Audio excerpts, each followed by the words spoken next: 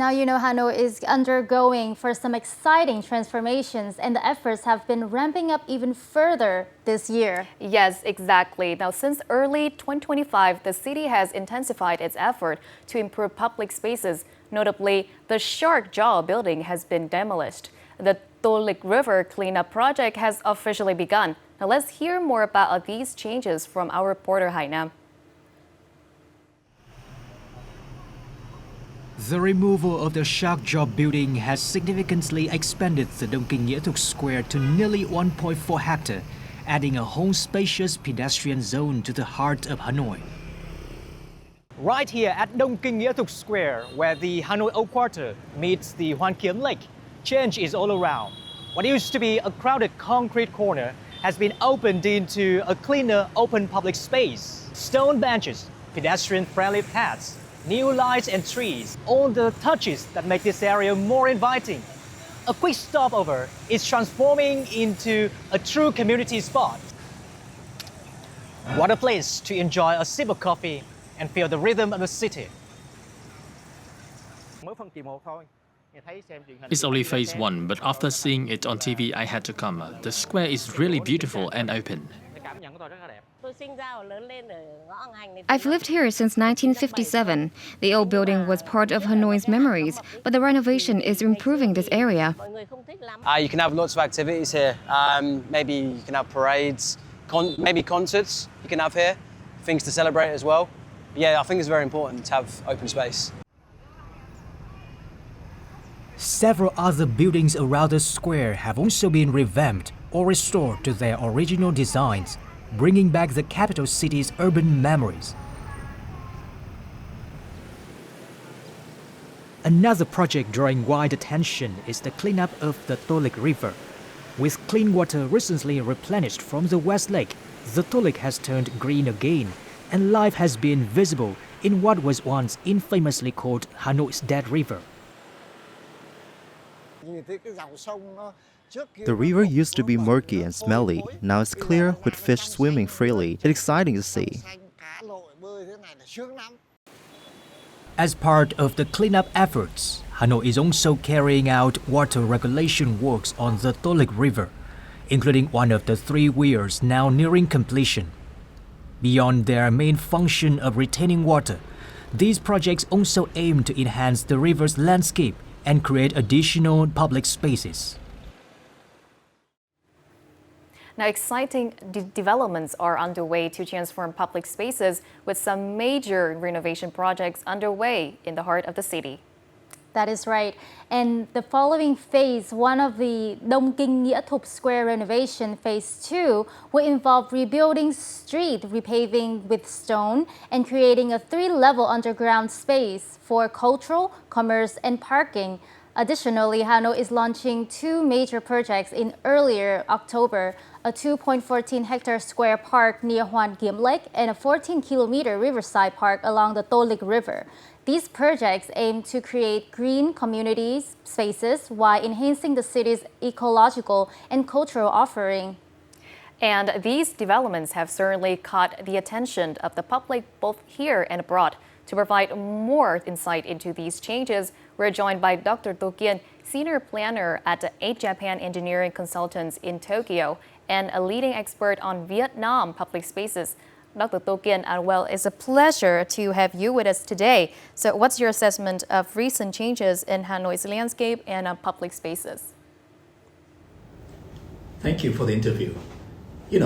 Over the past years, Hanoi has really stepped up its game in renovating landscapes and expanding public spaces and adding greenery. And 2 projects, I think, really stand out: Đông, Kinh, Nghĩa, Thục Square and the revival of the Tô Lịch River. So these spaces aren't just urban spaces; they are symbol of the city, right? As an expert in public spaces, I'm truly excited that the city has actually put it onto its agenda. And that's it. Đông, Kinh, Nghĩa, Thục Square, after phase 1, triggered strong public reaction. Mostly it was the impression of how it looked. I could see as a clear sign of how much symbolic public spaces like this connect with a collective emotion. Yes, and so to adding on that, I would like to ask, Hanoi has announced and is preparing to launch major projects to renovate public spaces, particularly around Hoàn Kiếm Lake and the Tô Lịch River. So what is your opinions with these projects and what should be taken into considerations during their implementation? Well, I think it's very encouraging that Hanoi is launching two major projects in symbolic public spaces that get a lot of attention.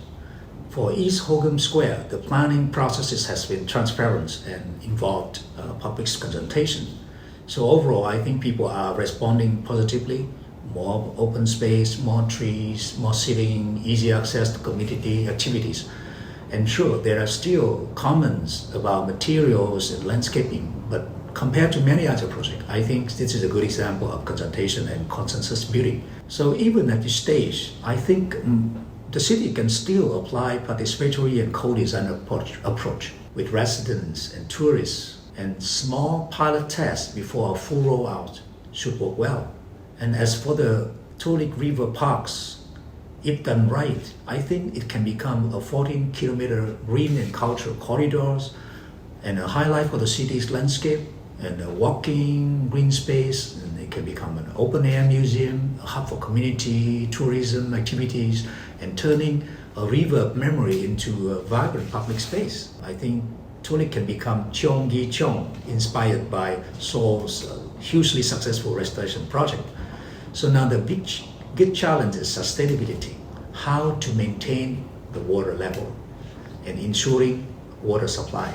I think in a city with many historical and cultural layers like Hanoi, public space development needs a multi-level strategy based on three keywords: green, open, and adaptive. The two new squares at Hoàn Kiếm Lake and the expanded Batting Square, they aren't just urban spaces. They are the city's living rooms, venues for gatherings, for major national and community events. The Tô Lịch Riverside parks send a different message. From a wound, an urban wound, to a symbol of revival and healing the environment and restoring community trust. But the underground infrastructure like drainage, just as important. Hanoi also need plan for climate change, building resilience into the design, so public spaces truly acts as the city's living lungs. On the community levels, the challenge is the fair access. Public spaces should exist in every neighborhood. Design and management should all involve the community so the residents feel that they are co-ownership and then helping maintain and shape the spaces. That's when public spaces really come alive and connected. So by linking symbolic and ecological and community levels, Hanoi can build sustainable public spaces strategies and send a message to the world that it is a city that is vibrant, that is open and respectful of people and nature. And drawing from many lessons from around the world, I think the park can become creative living lab, for the startups and then new technologies and sport activities. And if done well, the Hanoi can still keep the ancient charm while promoting modernity, and the public spaces can become like a thread that connect the whole city and showcase Vietnam to the world. Dr. Do Kien, thank you so much for your insights.